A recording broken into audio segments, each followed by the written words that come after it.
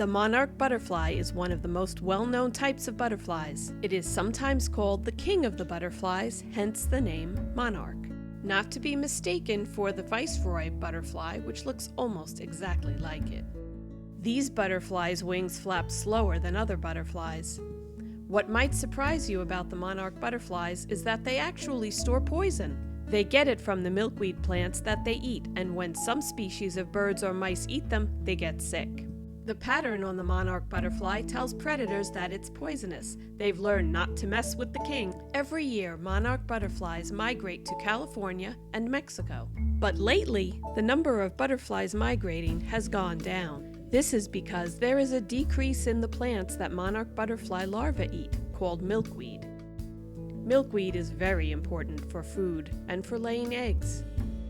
People are taking naturally growing milkweed out of their gardens because they think it looks ugly. It is also being cut down in forest areas to make room for new houses. And even in places where milkweed is kept, people are spraying pesticides on their plants, which makes it bad for the monarchs. So, how can you help?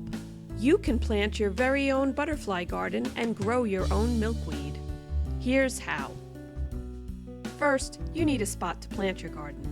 You can put it in front of your house, or talk to the people who run your town and ask if you can plant in a public place. We decided to fix up a flower bed at a local school.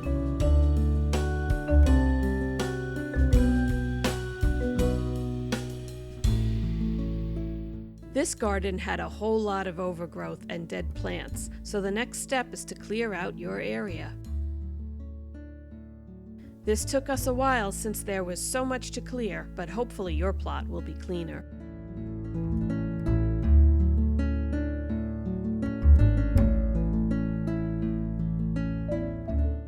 And don't forget to bring all your plant garbage to a local recycling plant that accepts yard waste.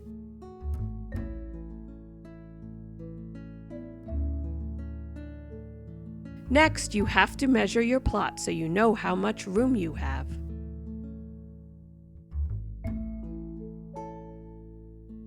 Also, you have to research the plants you want to use and figure out how many of each you're going to need. Research how much room each plant needs to grow and compare that with the measurements of your plot. It's important to know what type of plants will grow in your climate and how much sun your chosen plot gets. You can use a map like this one to determine which plants will grow well. It's important to have not just milkweed, but other plants that attract butterflies.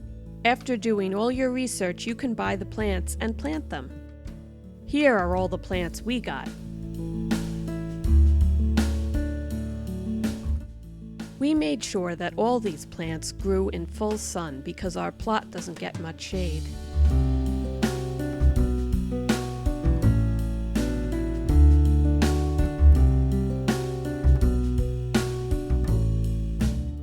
These are all nectar plants, which are helpful for attracting both butterflies and bees. Bees are important to the garden too. They pollinate the flowers.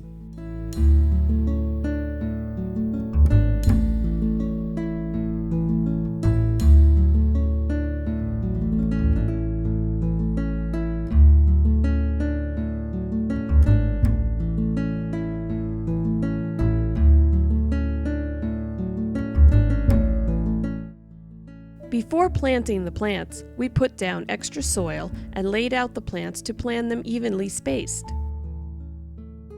And we put just a little bit of plant food in the hole with each plant, but no fertilizer. Once all the plants have been planted, you have a finished butterfly garden.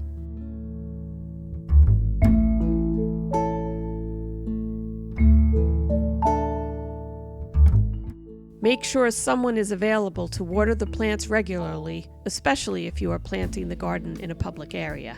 If enough people help by planting butterfly gardens, we can help save the king of the butterflies.